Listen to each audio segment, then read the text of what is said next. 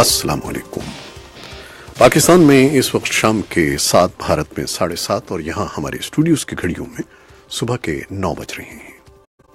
Voice of America Washington کی Urdu service سے ہماری باقاعدہ نشریات کا آغاز ہوتا ہے۔ پہلے گھنٹے کے لیے میں ہوں آپ کا میزبان خالد حمید۔ جیسا کہ آپ دیکھ رہے ہیں فیس بک لائیو پر ہم آپ کے سامنے ہیں اور ویب سائٹ اور ریڈیو پر ہمارا یہ 1 گھنٹے کا نیوز شو جاری رہے گا۔ تو آغاز کرتے ہیں پہلے آج کی اہم خبروں کی سرخیوں سے۔ امریکہ کے نائب معاون وزیر خارجہ برائے جنوبی اور وسطی ایشیائی امور ایلس ویلس نے پاکستان کا 2 روزہ دورہ مکمل کر لیا ہے۔ بھارت اور اسرائیل کے مابین دفاع، تیل اور گیس، قابل تجدید توانائی اور دوسرے امور پر متعدد شعبوں میں 9 معاہدوں پر دستخط ہوئے ہیں۔ میانمار اور ہمسایہ بنگلہ دیش کے درمیان ایک معاہدہ طے پا گیا ہے جس کے تحت بڑی تعداد میں روہنگیا مسلمانوں کو واپس کیا جائے گا جو فوجی ظلم و ستم سے بچنے کے لیے میانمار سے فرار ہو کر بنگلہ دیش چلے گئے تھے۔ اور امریکہ اور کینیڈا منگل کے روز وینکوور میں ایک اجلاس کی میزبانی کر رہے ہیں جس میں شمالی کوریا پر زور ڈالا جائے گا کہ وہ اپنے جوہری اسلحے کی تیاری کا پروگرام ترک کر دے۔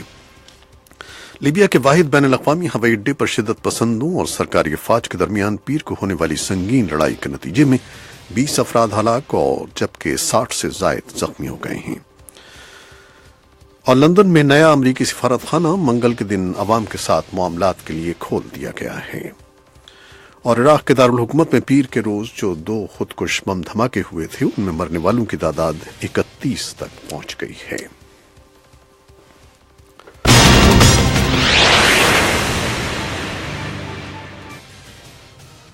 اور سب سے پہلے ہم آغاز کریں گے پاکستان سے۔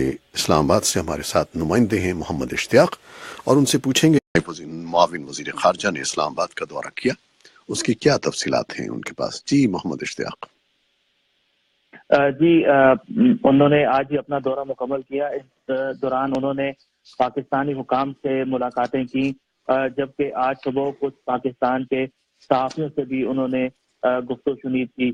ان کے اس دورے کے اختتام پر امریکی سفارت خانے سے منگل کو جاری ایک بیان میں بتایا گیا کہ ایلس ویلز نے پاکستانی پر زور دیا کہ وہ اپنے ملک میں موجود حقانی نیٹ ورک اور دیگر دہشت گرد جو گروہ ہیں ان پر توجہ دے۔ یہ وہی موقف ہے جس کو بار بار امریکہ دہراتا رہا ہے۔ تاہم انہوں نے اس کے ساتھ ساتھ یہ بھی کہا کہ امریکہ جو ہے وہ پاکستان کے ساتھ تعلقات ایک نئی جہت پر استوار کرنا چاہتا ہے۔ اس کے علاوہ انہوں نے دہشت گردی کے خلاف جو جنگ ہے اس میں پاکستان کی قربانیوں کا اعتراف کرتے ہوئے ساتھ ہی ساتھ جو امریکہ کی جنوبی ایشیا سے متعلق پالیسی ہے اس کے بارے میں بھی پاکستانی حکام سے تبادلہ خیال کیا۔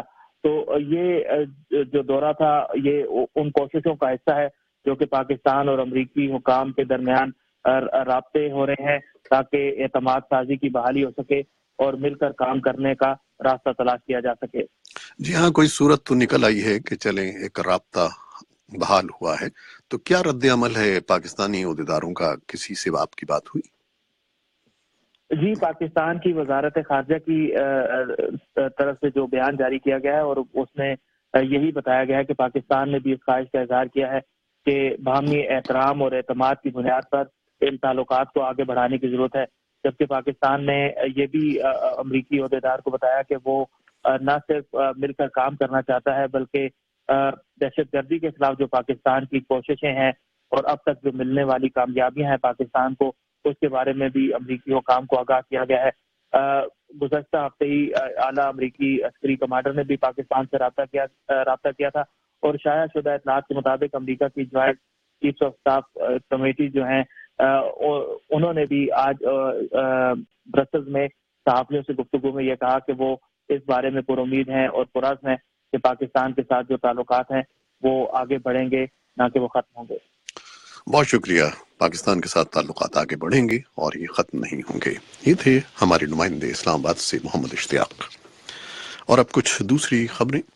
بھارت اور اسرائیل کے مابین دفاع، تیل اور گیس، قابل تجدید توانائی، سائبر سیکیورٹی اور مشترکہ فلم سازی کے شعبوں سمیت متعدد شعبوں میں 9 معاہدوں پر دستخط ہوئے ہیں۔ اس سے قبل دونوں ملکوں کے وزرائے اعظم بنیامن نیتن یاہو اور نریندر مودی نے وفود کی سطح کے مذاکرات کیے۔ मुज़ाकरात के बाद एक मुश्तरका बयान जारी किया गया। इस मौके पर नरेंद्र मोदी ने नेतन्याहू को मेरा दोस्त बेबी और नेतन्याहू मोदी को नरेंद्र कहकर मुखातिब किया और अपने दोस्ताना ताल्लुकात का इजहार किया। म्यांमार और हमसाया बांग्लादेश के दरमियान एक मुआहिदा तय पा गया है, जिसके तहत बड़ी तादाद में रोहिंग्या मुसलमानों को वापस किया जाएगा जो फौजी जुल्म सितम से बचने के लिए म्यांमार से फरार हो गए थे। बांग्लादेश ने मंगल के रोज ये बयान जारी किया और कहा कि वापसी का ये अमल अगले हफ्ते शुरू होगा और हदफ ये है कि 2 साल में इसे मुकम्मल कर लिया जाएगा।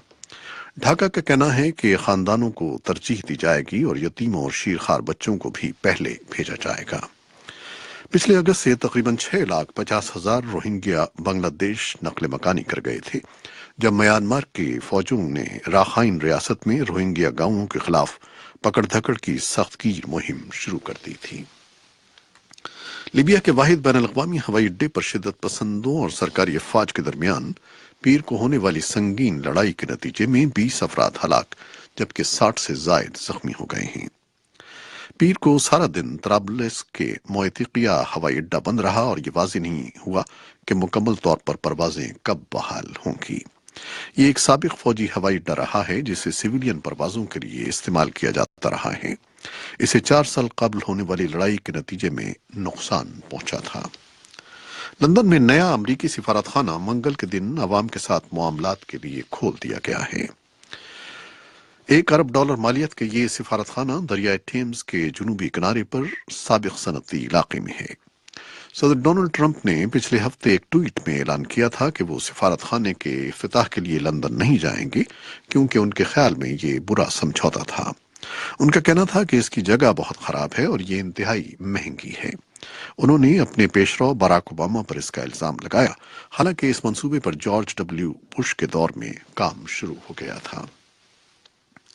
अमेरिका में कायम एक मौक़र गैर सरकारी तंजीम फ्रीडम हाउस ने कहा है कि दुनिया भर में इंतखाबात की साख और आज़ादी सहाफ़त जैसे जमहूरी उसूल गुज़श्ता बरस भी तनज़्ज़ुली का शिकार रहे और ये सिलसिला गुज़श्ता 12 सालों से मुसलसल ऐसा ही चला रहा है। तंजीम से वाबस्ता दानिश्वर आर्च पोडिंगटन ने वॉइस ऑफ अमेरिका को बताया कि सन 2017 में ऐसे ममालिक की तादाद कहीं ज्यादा थी जहां आज़ादी की सूरत हाल में अबतरी देखी गई।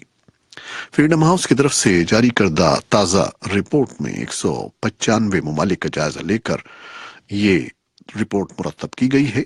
इसके मुताबिक 88 ममालिक को आज़ाद, 58 को जुज़वी आज़ाद और 49 को पाबंद शुमार किया गया है। इराक के दारुल हुकूमत में पीर के रोज 2 खुदकुश बम धमाके हुए थे, जिनमें मरने वालों की तादाद 31 तक पहुंच गई है जबकि मुतअद्दिद अफराद जख्मी हैं। ये धमाके बगदाद के वस्ती इलाके में सुबह के मसरूफ औकात के दौरान तेहरान चौक पर हुए। ये इलाका मसरूफ कारोबारी मरकज है जहां दिहाड़ी पर काम करने वाले मजदूर कतार लगाकर रोजी के मुंतजर रहते हैं। ये थी वो खबरें और रिपोर्टें जो हमने फेसबुक लाइव पर आपके लिए पेश की। वेबसाइट और रेडियो पर अभी हमारा ये न्यूज शो जारी है। फेसबुक लाइव से इजाजत चाहते हैं। अल्लाह हाफिज।